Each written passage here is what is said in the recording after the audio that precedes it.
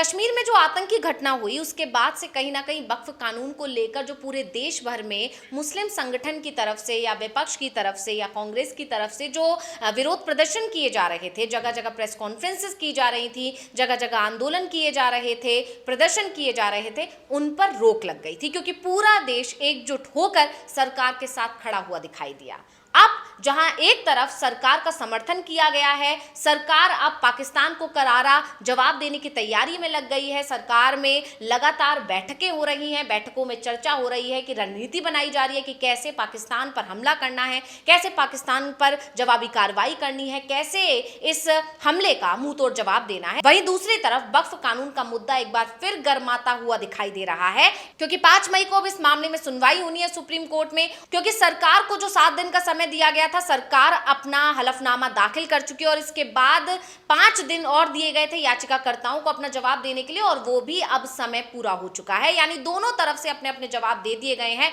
अब सभी की निगाहें हैं 5 मई पर टिकी हुई, क्योंकि 5 मई को इस मामले पर सुप्रीम कोर्ट का रुख क्या रहता है वो तय करेगा कि आगे इस आंदोलन को लेकर और बढ़ाना है या थमेगा, या सरकार और न्यायपालिका के बीच जो जंग छिड़ गई है वो बढ़ेगी या थम जाएगी। बहुत सारे सवाल और बहुत सारे संभावना यहाँ पर देखने को मिल रही है, लेकिन इन सब के बीच में वक्फ कानून का मुद्दा एक बार फिर गर्मा गया है क्योंकि मुस्लिम संगठनों की तरफ से अपने आंदोलन को एक बार फिर तेज कर दिया है और यही वजह थी क्योंकि एक बार फिर वक्फ कानून का जो मुद्दा है वो गर्माता दिखाई दे रहा है और एक बार फिर से मुस्लिम संगठनों ने अपने इस आंदोलन को तेज कर दिया है और इसी के चलते 30 अप्रैल को मुस्लिम संगठनों ने अपने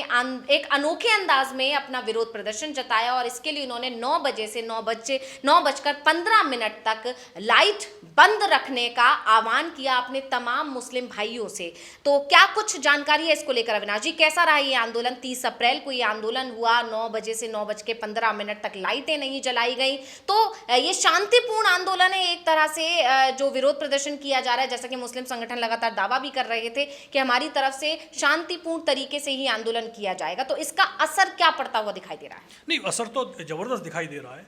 जब वक्फ बिल संसद में लेके आया जा रहा था, कैबिनेट से ही पास हुआ था, तो उसके साथ ही ये इसके खिलाफ आंदोलन शुरू हो गया था और आंदोलन का दबाव ही था कि इस बिल को सबसे पहले तो जेपीसी के पास भेजा गया और जिस तरीके से एनडीए के घटक दल इस बिल में सरकार का साथ देने को तैयार नहीं हो रहे थे, ये दबाव का ही परिणाम था। और बाद में भी जिस तरीके से ये बिल पास कराया गया है, एक ही दिन में एक लोकसभा में बहस करा के रात को पास कराया गया, अगले दिन राज्यसभा से कराया गया, जिस आनंद फानन ने इस बिल को लेके आया गया और जिस तरीके से इसको पास कराया गया, उससे पहले से ही आंदोलन शुरू हो चुका था और इसका जबरदस्त व्यापक असर भी दिखाई दे रहा था। लेकिन 22 अप्रैल को जो घटना घटी कश्मीर में, उसके बाद से क्योंकि ये कहा गया था कि जो कोशिश थी देश विरोधियों की कि ये भारत में जो हिंदू मुस्लिमों के बीच में जो सौहार्दपूर्ण वातावरण है इसको तोड़ा जाए, उसमें कामयाब नहीं हो पाए। और अब देखिएगा जैसे ही 22 तारीख की घटना घटती है, सबसे पहले वक्फ को लेकर जो आंदोलन चल रहा था, मुस्लिम पर्सनल लॉ बोर्ड ने तुरंत ही अपने आंदोलन को स्थगित कर दिया जी। बोले ये बहुत बड़ी घटना हुई है और हम नहीं चाहते कि इस समय देश को तोड़ने वाली कोई भी ताकत कामयाब हो पाए जी। और क्योंकि उसके बाद आंदोलन एक तरफ से बंद कर दिया गया था, ये कहा गया था कि प्रदर्शन हम बाद में शुरू करेंगे जी। अब 30 तारीख को जो प्रदर्शन दोबारा से शुरू किए जा रहे हैं, लेकिन सिर्फ अभी उन्होंने लाइट बंद करने का आह्वान किया था और इसका जबरदस्त असर भी दिखाई दिया है जी। कई जगह पर आप देखिए रात के समय पर बिल्कुल ब्लैकआउट हो गया था, तो जाहिर सी बात है इस आंदोलन को जो समर्थन लगातार मिल रहा था उसमें कमी नहीं आई है, उस आंदोलन और ज्यादा बढ़ता हुआ दिखाई दे रहा है। और खासतौर पर जिस तरीके से इस आंदोलन को रोका गया 22 तारीख की घटना के बाद, उसके बाद से इसका समर्थन और बढ़ गया है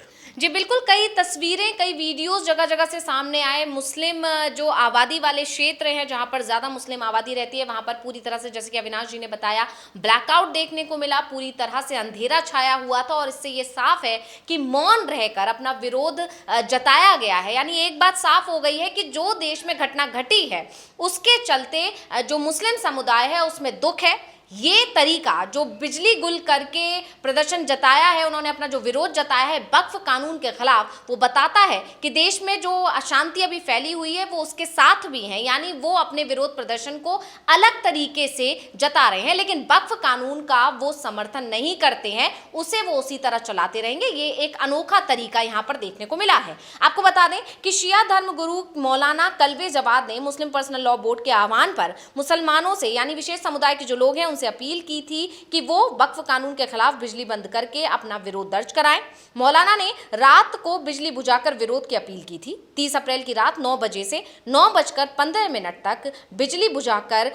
वक्फ कानून विरोध करने को कहा था। वहीं टीले वाली मस्जिद के इमाम ने भी अपील की थी कि बत्ती बुझाकर शांति के साथ विरोध प्रदर्शन किया जाए, और जैसा कि आह्वान किया गया था ठीक वैसा ही देखने को मिला और मुस्लिम समुदाय में एकजुटता दिखाई दे रही है। विपक्ष का समर्थन इन लोगों को पहले ही मिला हुआ है और मुस्लिम समुदाय वक्फ कानून का विरोध करके सिर्फ मुस्लिम समुदाय के लिए ये विरोध प्रदर्शन नहीं कर रहा है, बल्कि उनका जो इसके पीछे का जो मकसद है वो ये है कि दूसरे जो अल्पसंख्यक समुदाय हैं उन तक भी ये मैसेज पहुंचे कि आज भले ही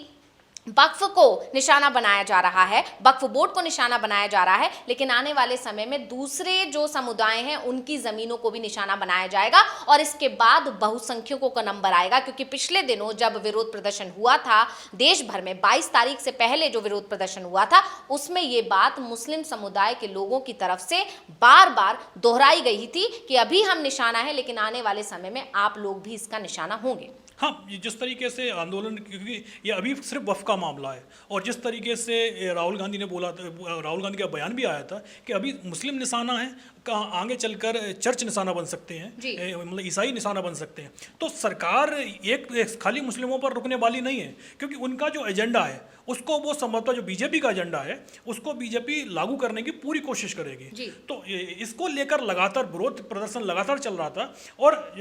5 तारीख को वक्फ कानून को लेकर सुप्रीम कोर्ट में सुनवाई भी होनी है। सीजेआई संजीव खन्ना की बेंच इस मामले में सुनवाई कर रही है और ये तो तय माना जा रहा था कि 5 तारीख से पहले जो वक्फ कानून को लेकर जो विरोध प्रदर्शन चल रहे थे उससे पहले वो प्रदर्शन दोबारा से फिर शुरू हो जाएंगे और उसका असर दिखाई भी दे रहा है। लेकिन अभी उस तरीके के प्रदर्शन स्टार्ट नहीं किए गए हैं जिस तरीके के 22 तारीख से पहले चल रहे थे। और मुस्लिम संगठनों का कहना था कि हम इसको जो अपने आंदोलन है इसको नए सिरे से एक तरीके से दोबारा से उसकी रणनीति बनाएंगे, क्योंकि बीच में जो उनके आंदोलन के बाकी के जो कार्यक्रम थे वो सारे कार्यक्रम रोक दिए गए थे। अब वो कार्यक्रम दोबारा से स्टार्ट करेंगे। तो अब ये देखना है कि सरकार इस पर झुकती है या जो